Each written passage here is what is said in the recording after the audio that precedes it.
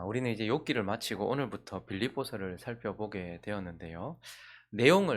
빌립보서의 내용을 확인하기 전에 먼저 몇 가지 배경들을 좀 살펴보려고 합니다.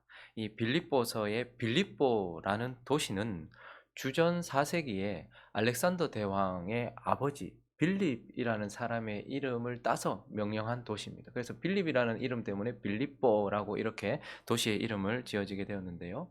이 도시는 교통의 중심지에 있습니다. 그러니까 오가는 곳의 중심지에 있고, 특별히 또 상업이 융성했던 곳입니다. 특별히 또 금이 풍부했기 때문에 풍성한 이런 상업적인 활동들이 일어나던 곳입니다. 그러나 무엇보다도 이곳은 군사 요충지였습니다. 로마의 군대가 주둔하고 있었고, 특별히 로마에 충성을 했던 많은 군인들, 퇴역한 군인들이 여기서 마지막 여생을 보내는 곳, 그러한 영광스럽게 여겨지는 그러한 곳이 바로 빌립보라는 곳이었는데, 무엇보다도 이 빌립보는 사실 로마에게 바쳐진 도시라고 할 수 있습니다.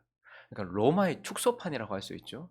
로마의 식민지인데 그것을 로마에 속했다라는 것을 아주 긍정적으로 긍지 있게 생각하면서 로마의 본토에 있는 것 같은 느낌이 드는 로마의 축소판, 로마를 가지고 온 도시가 바로 빌립보였습니다. 그래서 빌립보에 있는 사람들은 본토에 있는 로마인들처럼 많은 혜택을 황제로부터 실제로 받게 되는 많은 혜택들을 누리면서 이곳에 가면 로마가 어떤 곳인가라는 것을 알 수 있는 그러한 도시라는 거죠. 교회는 하나님 나라의 축소판이죠.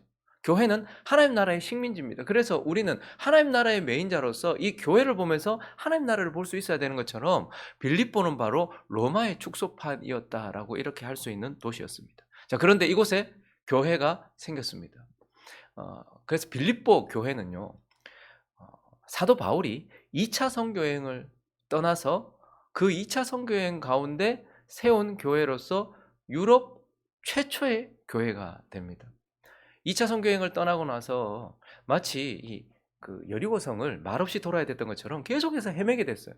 아시아 지역으로 복음을 전하려고 하는데 하나님께서 계속 막으시니까 어디로 가야 될지 모르고 계속 빙빙빙 돌다가 가게 된 곳. 그래서 하나님께서는 아시아 지역 말고 네 뜻대로 말고 하나님의 뜻에 의해서 유럽으로 복음이 넘어가도록 하셨습니다. 그래서 이 빌립보 교회는 유럽 최초의 교회가 되어지고, 오늘 5절을 보시면 이 빌립보 교회는 너희가 첫날부터 이제까지 복음을 위한 일에 참여하고 있기 때문이다 라고 말하면서, 이 빌립보 교회는 유럽의 첫 번째 교회이면서 바울이 사역하는 내내 바울에게 실제적인 도움을 주고 실제적인 이렇게 후원을 해 주었던 그러한 빌립보 교회는 바울의 어떤 그런 동력자 된 교회다라고 이렇게 볼 수 있습니다. 자, 그러면 이 빌립보서는 어떤 배경을 가지고 있습니까? 이 성도들에게 쓴 빌립보서는 우리가 보통 옥중서신이다 이렇게 말하고 있습니다.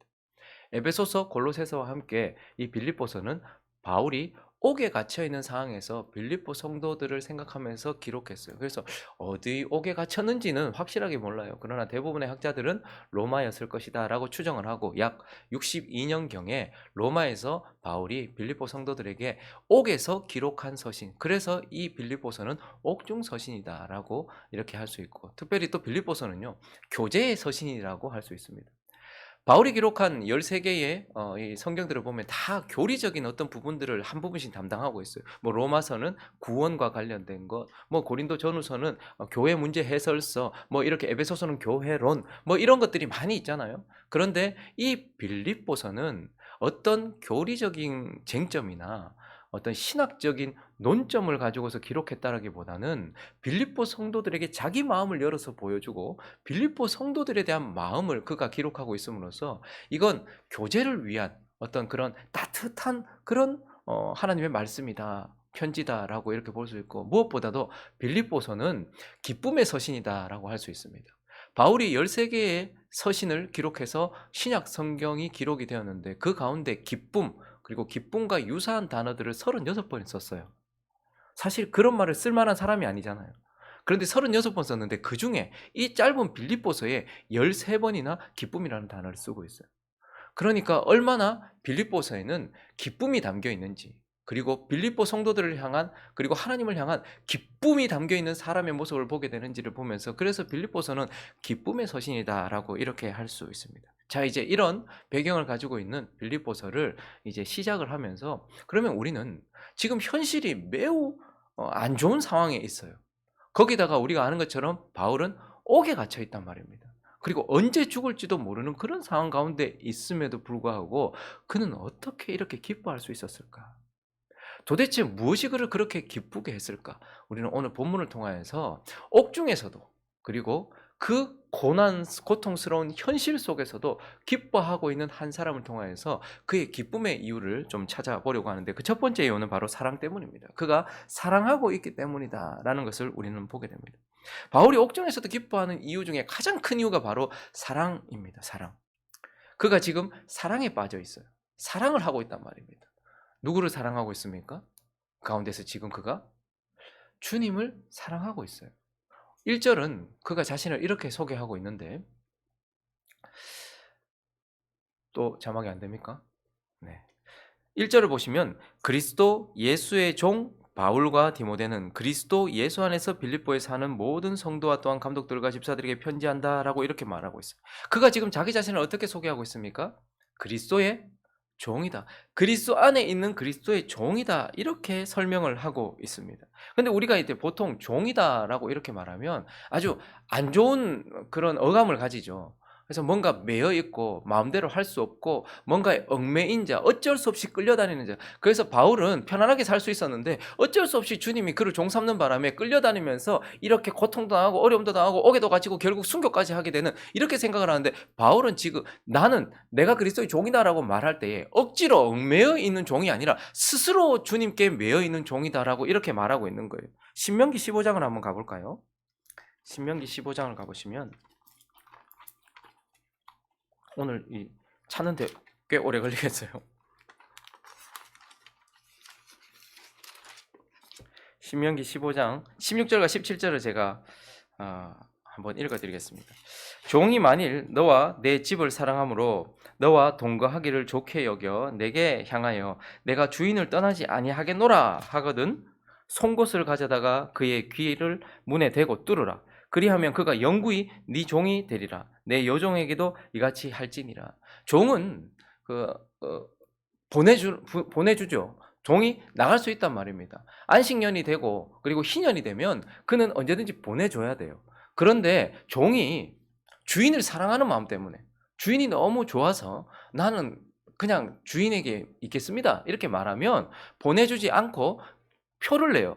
구멍을 뚫어가지고, 귀에 구멍을 뚫어서 나는 내 스스로 이 주인을 사랑하기 때문에 여기 머물겠습니다라고 한 종이다. 그래서 영구히 너의 종이 될 것이다 이렇게 말했어요. 그게 사실 바울은요, 하나님께서 다메섹 도상에서 만나주시면서 그에게 구원을 주셔서 너 이제 내 구원 줬으니까 너 이제 내게 매여서 내가 시킨 대로 해, 그런 자가 아니었단 말입니다. 언제든지 자기의 삶을 살 수 있었던 자였지만 그가 자신을 찾아오시고 자신을 구원해 주신 그 하나님에 대한 사랑 때문에 그가 그렇게 하나님께 스스로 매여서 지금도 하나님을 사랑하고 있어요.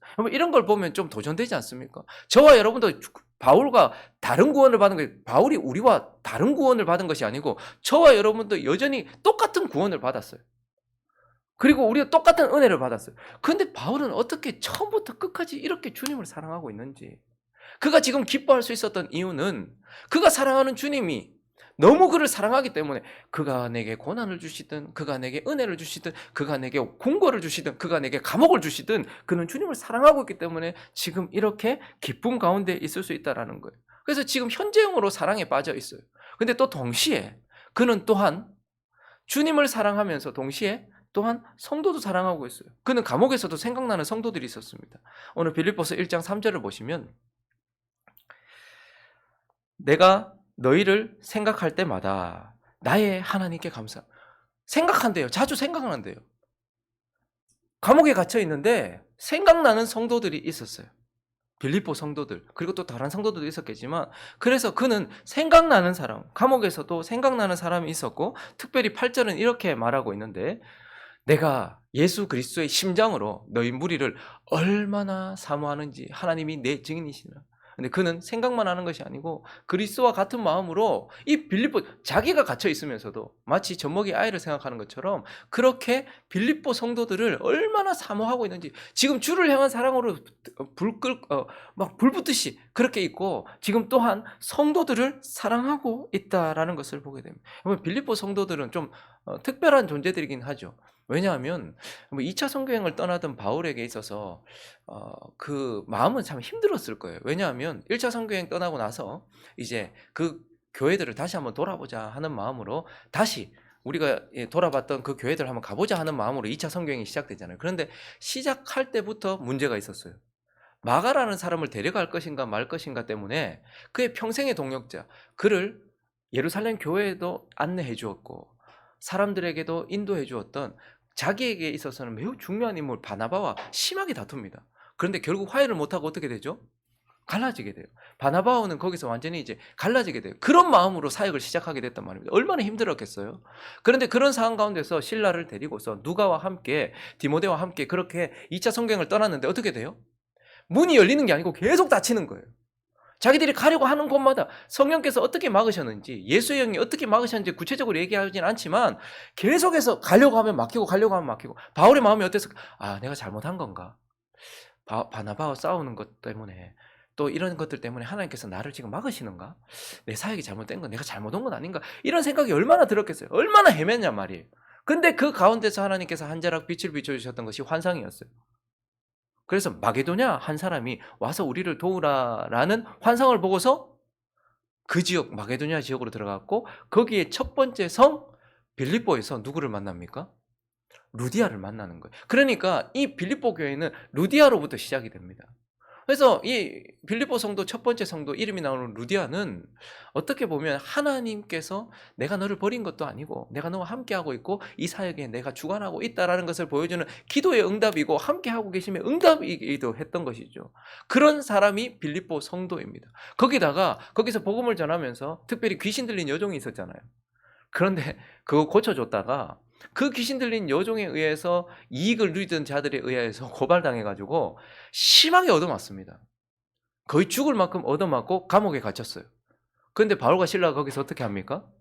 하나님을 원망하거나 불평하지 않고 거기서 하나님을 예배하고 찬양했을 때에 옥문이 열리고 자기를 결박하고 있던 것이 풀리고, 그 가운데서 간수가 자결하려고 하다가 바울을 만나서 내가 어떻게 하면 구원을 얻겠습니까? 라고 이야기했고, 그곳에서 그 복음을 들었던 간수의 가족이 예수를 믿게 되는, 그래서 그들은 어떻게 보면 그들의 피땀 흘린 헌신의 결과, 그 헌신의 응답으로 하나님께서 주신 성도들이란 말입니다. 어쨌든 사연이 있는 성도들이고, 이런 사연이 없다 할지라도 이 땅에서 하나님의 은혜로 만나게 하신 귀한 사람들이었습니다. 행복한 우리의 성도들도 마찬가지 아닐까요? 우리가 어떻게 해서 여기서 이렇게 만났을까? 하나님의 섭리 가운데서 이렇게 만난 것이겠죠. 그런데 그러한 사람들은 바울이 특별한 사연이 있기 때문이라기보다는 하나님이 내게 주신 사람들이요, 하나님이 만나게 하신 사람들이었기 때문에 그는 그들을 늘 생각하고 있었고, 그런데 그들을 정말 그리스도의 심장으로 사랑하고 있었다라는 것을 우리에게 보여주는 거예요. 그러니 그가 왜 기뻐하는가? 여러분, 사랑에 빠진 사람들 한번 보십시오. 희죽 웃고요. 한 번씩 생각하면서 웃고 그럽니다. 그래서 바울이 기뻐했던 이유는 감옥에 있으면서도 이 어려운 현실 가운데서도 기뻐할 수 있었던 것은 지금 그가 사랑을 하고 있기 때문에, 주님과 하나님께 주신 성도들을 사랑하고 있기 때문에, 그런데 그 사랑이 현재형으로 진행되고 있기 때문에 그렇게 그가 기뻐하고 있다라는 것을 보게 됩니다. 그리고 또 하나, 그가 이렇게 기뻐했던 이유는 은혜 때문입니다. 은혜. 지금 그가 은혜를 받고 있기 때문에. 그는 예수 그리스도도 사랑하고 성도들도 사랑하고 있어요. 그런데 동시에 그가 지금 무엇인가 계속해서 받고 있다는 것을 보게 돼요. 이렇게 이야기를 합니다. 늘 이런 식으로 성도들에게 안부를 전했는데 2절을 보시면요, 하나님 우리 아버지와 주 예수 그리스도로부터 은혜와 평강이 너희에게 있을지어다. 이 말은 뭐예요? 바울이 늘 하나님 아버지로부터 받는 것이, 내가 이것으로 살고 있는데 너희도 이것을 받기를 원한다라고 축원해주고 있는 거예요. 축복해주고 있는 것입니다. 그러니까 바울은요, 지금 하나님으로부터 알 수 없는, 하늘로부터 내려지는 영적인 복, 그 은혜와 긍휼, 평강, 이런 것들, 하나님이 주시는, 값없이 주시는, 나의 자격과 상관없이 값없이 주시는 은혜를 지금도 받고 있기 때문에. 그런데 이것이 어떻게 해요? 하늘로부터 내려지는 신비한 능력이에요. 우리가 뭘 해가지고 받는 것도 아니지만, 그러나 이것이 어떻게 왔는지 몰라요. 근데 바울은 지금 옥중에 있으면서도 그 은혜가 여전히 그를 붙들고 있고, 그는 그 은혜를 받고 있다라는 것을 보게 됩니다.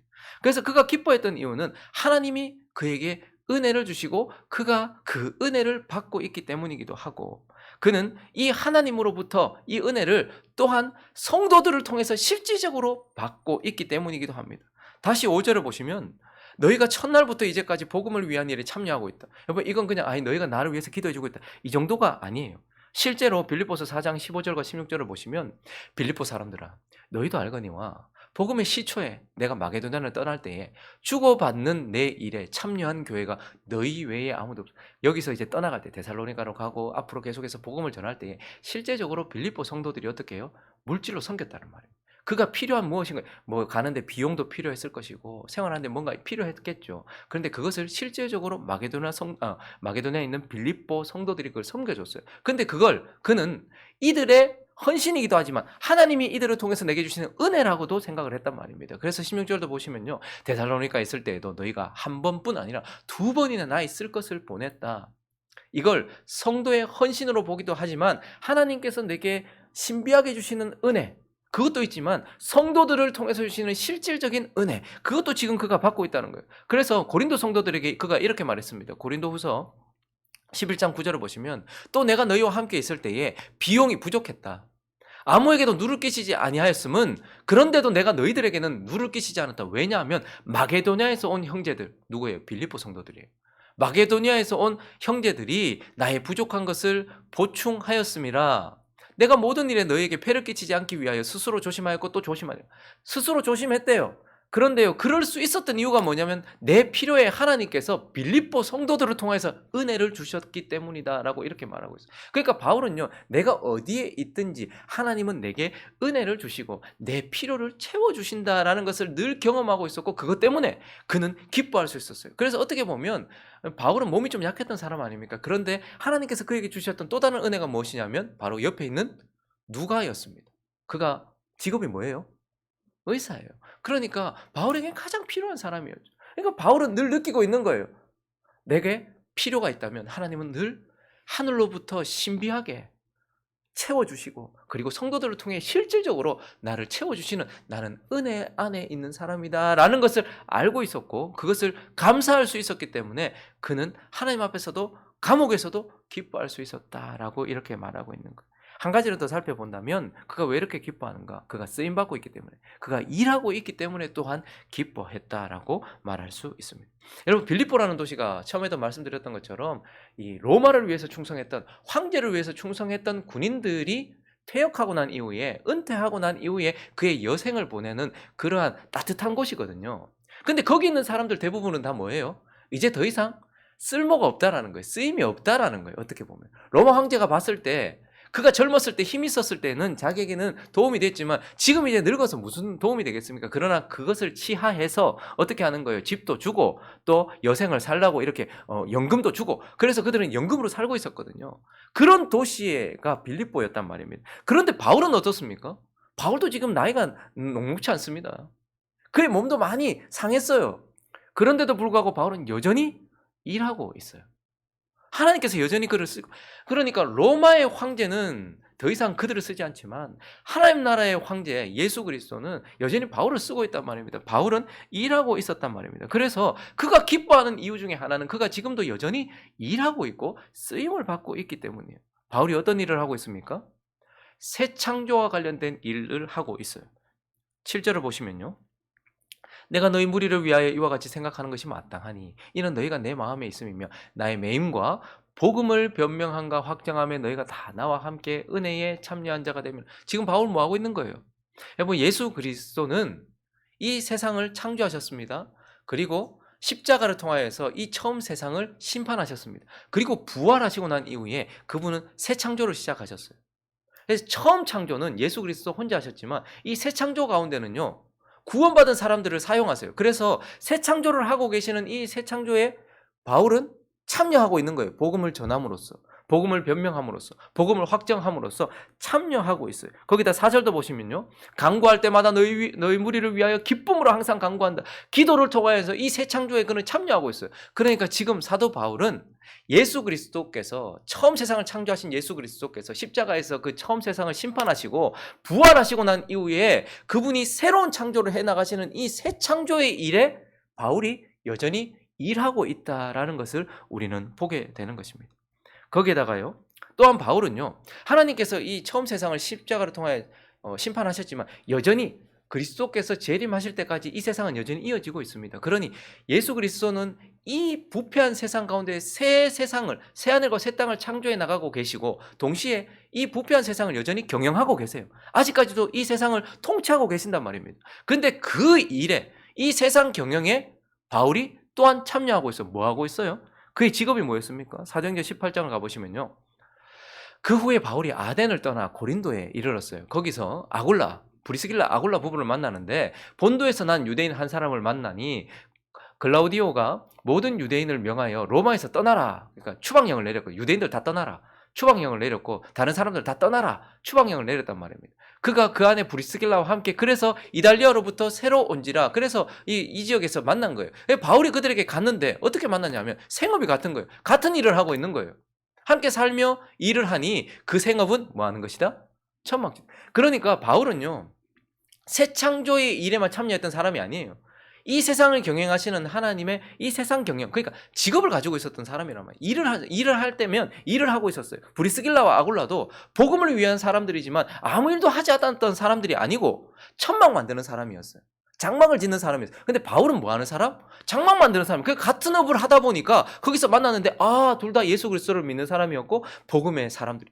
그래서 바울은요, 지금은 옥에 갇혀서 그 일을 못하지만 그가 나갈 때에는 새 창조를 위해서 복음 전파하는 일만 한 것이 아니고 이 세상의 경영과 관련된 그 일에 자기 자신을 들여서 그는 천막을 만드는 일에도 여전히 쓰임받고 있었어요. 그리고요, 그것만 한 것이 아니고 그는 지금 이제 감옥에 갇혔으니까 이런 일을 못 하잖아요.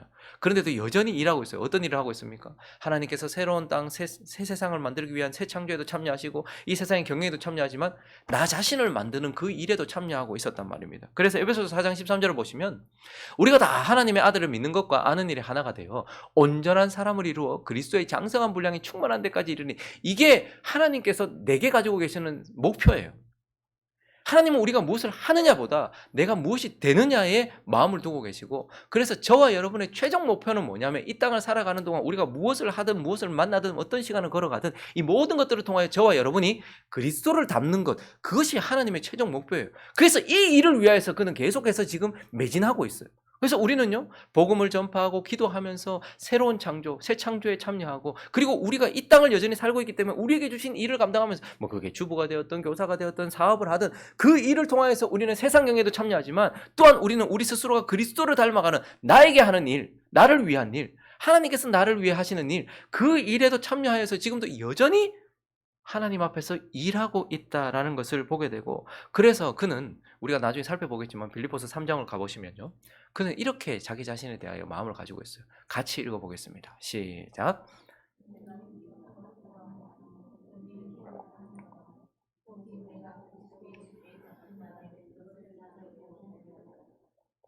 형제들아, 나는 아직 내가 잡은 줄로 여기지 아니하고 오직 한 일, 즉 뒤에 있는 것은 잊어버리고 앞에 있는 것을 잡으려고 표대를 향하여 그리스도 예수 안에서 하나님이 위에서 부르신 부르심의 상을 위하여 달려가노라.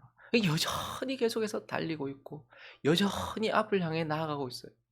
그래서 이 바울이 기뻐할 수 있었던 이유는 무엇이냐면, 여전히 하나님 앞에서 자신의 일을 감당함으로써 하나님이 여전히 그를 사용하고 계시다라는 것을 깨닫게 됨으로써 그가 기뻐할 수 있었다라는 것을 보게 되는 것입니다. 말씀을 정리하겠습니다. 여러분, 기쁨, 그리고 즐거움, 행복이라는 것은 세상이 가장 원하는 것입니다. 세상 사람들이 가장 원하는 것입니다.